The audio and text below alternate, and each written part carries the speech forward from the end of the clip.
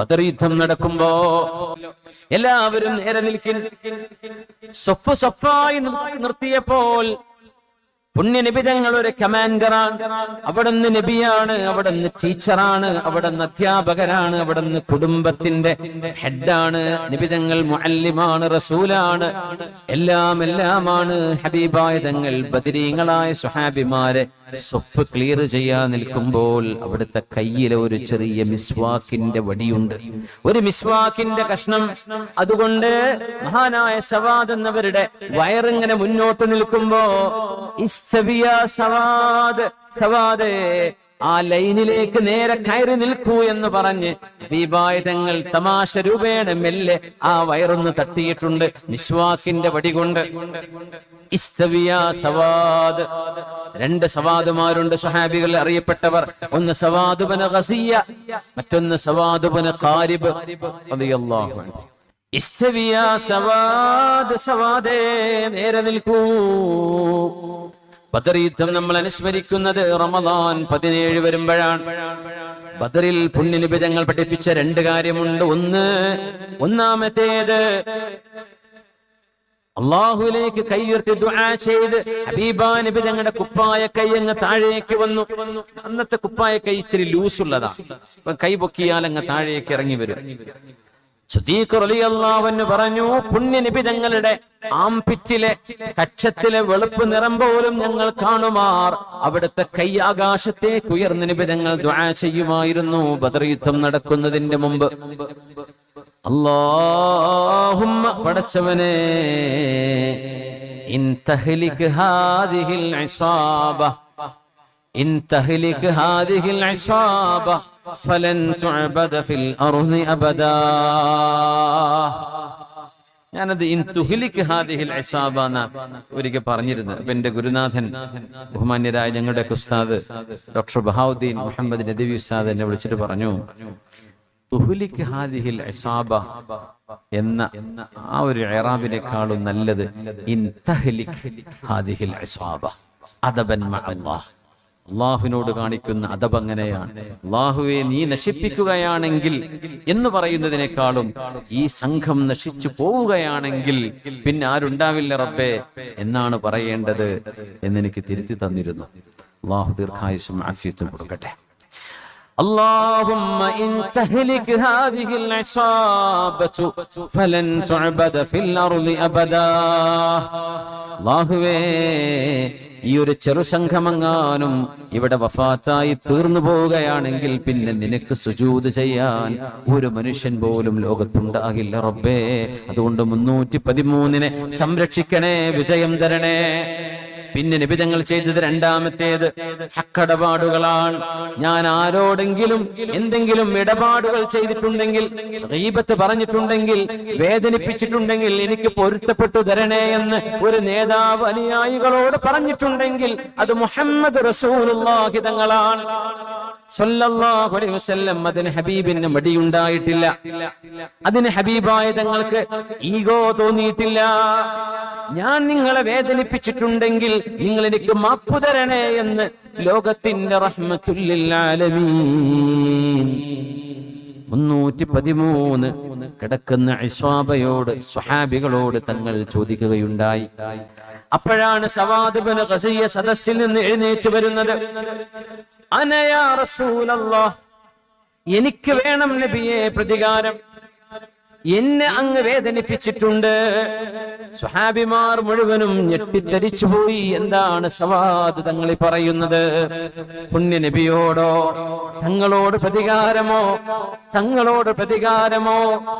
വികാര നിർഭരമായി നിൽക്കുന്ന നിമിഷം 1000-ഓളം വരുന്ന ഖുറൈശികൾ അവിടെ മദീനക്കകലെ കിടക്കുന്ന ബദറിലേക്ക് മാർച്ച് ചെയ്ത് വന്നുകൊണ്ടിരിക്കുകയാണ്. ബദറിലേക്ക് എത്താറായിട്ടുണ്ട്.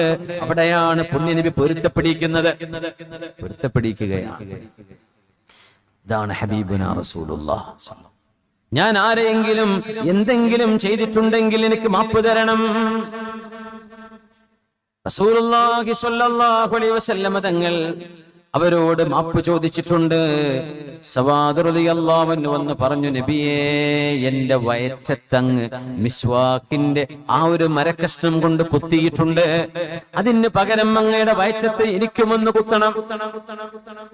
സ്വഹാബിമാർ അത്ഭുതപ്പെട്ടു, എന്താണ് ഈ കാണിക്കുന്നത്? മഹാനവറുകൾ അവിടെ ഒരു ചെറിയ തരത്തിൽ പ്രചന്റ് ചെയ്യുകയാണ്. മഹാനവറുകൾ യഥാർത്ഥത്തിൽ നബി തങ്ങളെ പ്രതികാരം എടുക്കാൻ പോവുകയല്ല. തങ്ങളിൽ നിന്ന് ഹബീബായ തങ്ങളോട് പറഞ്ഞു, നബിയേ, എന്റെ വയറ്റത്ത് വസ്ത്രമില്ലാതെയായിരുന്നു ഞാൻ നിന്നിരുന്നത്. അപ്പോഴല്ലേ എന്റെ വയറ്റത്തങ്ങ് കുത്തിയത്. അതുകൊണ്ട് അങ്ങയുടെ വയറ്റത്തെ ഷർട്ടൊന്ന് പൊക്കിത്തരണം. അങ്ങയുടെ സ്കിൻ, തൊലി എനിക്ക് കാണണം നബിയേ. وكشف رسول الله صلى الله عليه وسلم عن بطنه.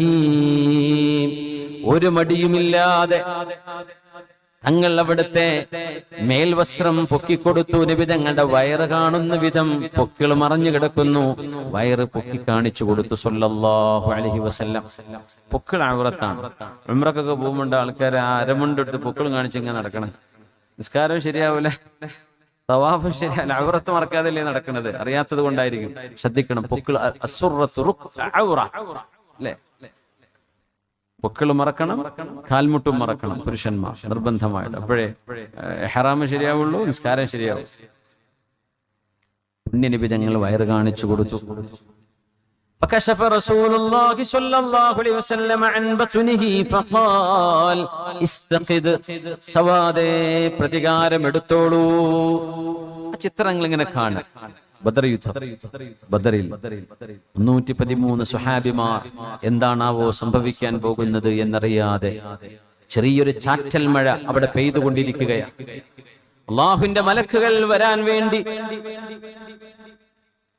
ജബലുൽ മലായികത്തിൽ കാത്തിരിക്കുകയാണ്. ഇറങ്ങി വരാൻ ശത്രുക്കൾ പാട്ടും പാടി മദ്യം കടിച്ച് ഉന്മത്തരായി ചെണ്ടവാദ്യമേളങ്ങളോടുകൂടെ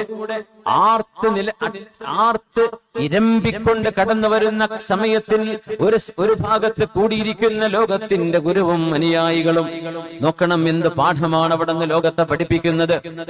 സവാദേ ഇസ്തഖിദ്, എന്റെ ശരീരത്തിൽ നിങ്ങൾക്ക് തിരിച്ചു ചെയ്യാൻ നിങ്ങൾ ആഗ്രഹിക്കുന്ന പ്രതികാരം എന്നെയും കുത്തിക്കോളൂ എന്ന് പറഞ്ഞു പുണ്യനബി അവിടുത്തെ പരിശുദ്ധമായ ശരീരം അവിടുത്തെ വയറിങ്ങനെ കാണിച്ചു കൊടുത്തപ്പോൾ فاعتنقه فقبل بطنه. പുണ്യനബി തങ്ങളെ അങ്ങ് വാരിപ്പുണർന്ന് കെട്ടിപ്പിടിച്ച് ആ വയറ്റത്ത് ഉമ്മ വെക്കുകയാണ് സവാദ് ഇബ്നു ഗസിയ റളിയല്ലാഹു അൻഹു. മാ ഹമലക അലാ ഹാദാ യാ സവാദ്. സവാദേ, നിങ്ങൾ എന്താണ് ചെയ്യുന്നത്? പ്രതികാരം എടുക്കണമെന്ന് പറഞ്ഞ് നിങ്ങൾ എന്താണ് ചെയ്യുന്നത് എന്ന് ചോദിച്ചപ്പോ, യാ റസൂലല്ലാഹ്, ലോകത്തിന്റെ ഗുരുവേ, അല്ലാഹുവിന്റെ തിരുദൂതരേ, ഹദറ മാ തറാ, അങ്ങ് കാണുന്നില്ലേ ബദറിൽ യുദ്ധമാണ് നടക്കാൻ പോകുന്നത്.